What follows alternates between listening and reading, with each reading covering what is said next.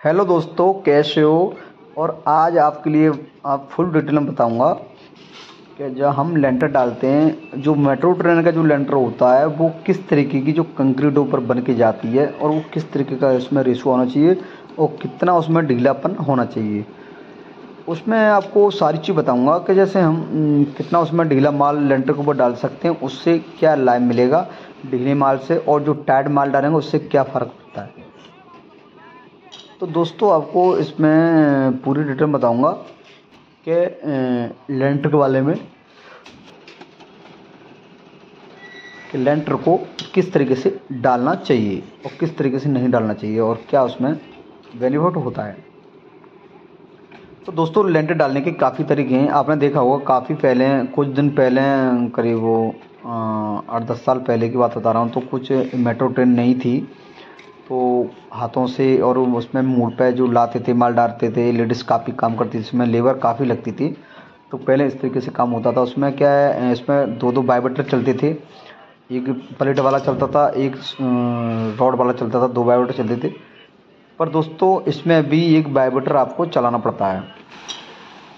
मैं पॉइंट बताता हूँ आपको कि पहला नंबर तो ये है कि आपको जब लेंटर डलवा लें तो वाइब्रेटर आपका होना चाहिए।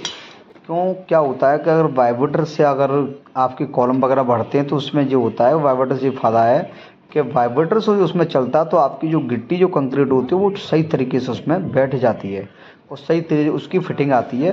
क्यों, उसमें गंजापन नहीं आता है। आपने देखा होगा कि कहीं कहीं गंजे बीम निकलते हैं, वो इसी कारण होता है कि वो बिना वाइब्रेटर के वो गंजापन उसमें आ जाता है। तो दोस्तों, इस चीज़ का आपको विशेष ध्यान रखना है कि जब आप कहीं लेंटर डलवा लें और कहीं लेंटर डाल रहे हैं, जो हमारे ठेकेदार भाई होते हैं, मिस्त्री भाई होते हैं, तो वो कहीं भी काम कर रहे हैं, वाइब्रेटर आप विशेष रखें कि आप ये नहीं समझें कि हमारा मेट्रो से लेंटर डला है तो उसमें वाइब्रेटर की ज़रूरत नहीं पड़ेगी। नहीं, ज़रूरत पड़ती है। उसमें वाइब्रेटर आपको ज़रूर होना चाहिए। उसमें ये होता है कि आपकी जो बीम जो होते हैं उसमें चलता है तो उसकी जो कंक्रीट होती है वो सही तरीके से उसमें बैठ जाती है और बिल्कुल दिक्कत नहीं आती है, उसकी फिटिंग सही तरीके से आती है। वाइब्रेटर का मतलब होता है ये। तो आपको वाइब्रेटर इसीलिए आपको ध्यान रखना है कि वाइब्रेटर जल्द से जल्द होना चाहिए, क्योंकि जब भी आपका लेंटर सही तरीके से डल के आता है। चलो, मैं तो एक दूसरा पॉइंट बताता हूँ आपको कि मेन चीज़ है कि आपका जैसे लेंटर डालवा रहे हैं तो किस तरीके का माल होना चाहिए। तो आपने देखा, आप इस गाड़ी से अगर माल खला वो कैसा माल था। क्यों, आपने देखा होगा कि काफ़ी उसमें पतला माल लाते हैं वो, और एकदम पूरी जो हमारी प्लाई जो होती है, नीचे सेटिंग होती है, उस पर काफ़ी फैल जाता है, बहुत ढीला माल होता है। तो आपने देखा होगा कि आप कभी भी लेंटर डलवा रहे हैं, कहीं डाल रहे हैं, कोई भी सही, तो ढीला माल नहीं होना चाहिए ज़्यादा। तो अपने हिसाब से माल होना चाहिए कि हमारा ज़्यादा मेहनत नहीं करनी पड़े और माल भी हमारा बहुत तरीके से बन के आए। तो आपको विशेष आपको ध्यान रखना है कि ढीला माल डालने से क्या होता है कि जो हमारा जो सीमेंट का जो रेशियो होता है वो निकल जाता है, क्योंकि उसमें कंक्रीट में नहीं रह पाता है, वो झिरियों में और जो शटरिंग की संद होती हैं उसमें काफ़ी सीमेंट का जो रेशियो होता है वो निकल जाता है।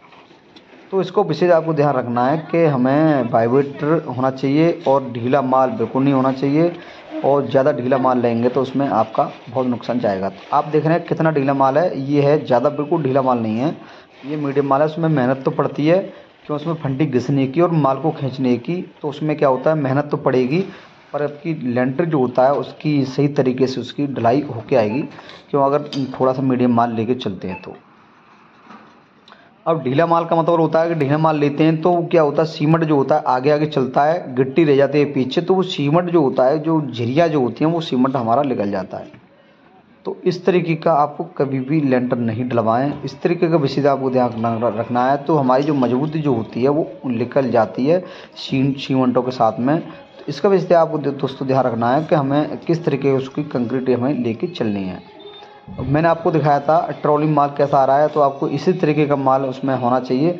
और इसको विशेष आपको ध्यान रखना है कि जब हम ढलाई करके लेके आ रहे हैं तो किस तरीके की उसकी फिनिशिंग होनी चाहिए। तो आप देख रहे हैं इसकी फिनिशिंग इस तरीके से होनी चाहिए। लेंटर आप डाल रहे हैं तो इसमें क्या होता है कि आपका सही तरीके से बेस बन के आता है और उसमें लीक होने के चांसेस नहीं होते हैं, ठीक है। और इसका विषय आपको ध्यान रखना है और सही तरीके से आपको कंक्रीट का रेशो लेके चलना है और सही तरीके से सीमेंट का लेके चलना है, सीमेंट का भी ध्यान देना है कि कितने का हमें इसमें ढलाई इसकी लेके चलनी है।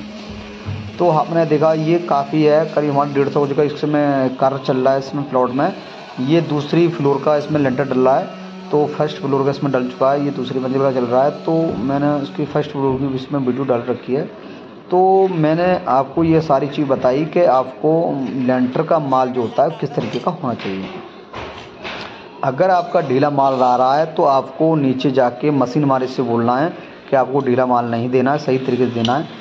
क्यों ये होता है कि ढीला माल होता है तो हमारी जो ट्रॉली होती है उस सही तरीके से खल जाता है, और जो टाइट होता है उसमें ताकत लगानी पड़ती है। क्यों ये मशीन वाले जो लोग होते हैं वो इस तरीके से उसमें माल ढीला करके चलती है। इसका विशेष आपको ध्यान देना दोस्तों कि हमारा जो लेंटर डलता है एक बार डलता है उसमें काफ़ी आपका पैसा लगता है, तो इस तरीके से काम तरीके से करा के चलें। तो दोस्तों इसी बिल्डिंग के बारे में लिस्टेड वीडियो मैं लाता रहता हूँ। तो वीडियो को अच्छी लगे तो लाइक करके जाना और शेयर करना, और वीडियो को चैनल को सब्सक्राइब कर लेना। इसी बिल्डिंग के बारे में आपको सारी चीज़ मैं लाता रहता हूँ इस बिल्डिंग के ऊपर। तो दोस्तों मिलते हैं हम अगली वीडियो में, जब तक के लिए बाय बाय।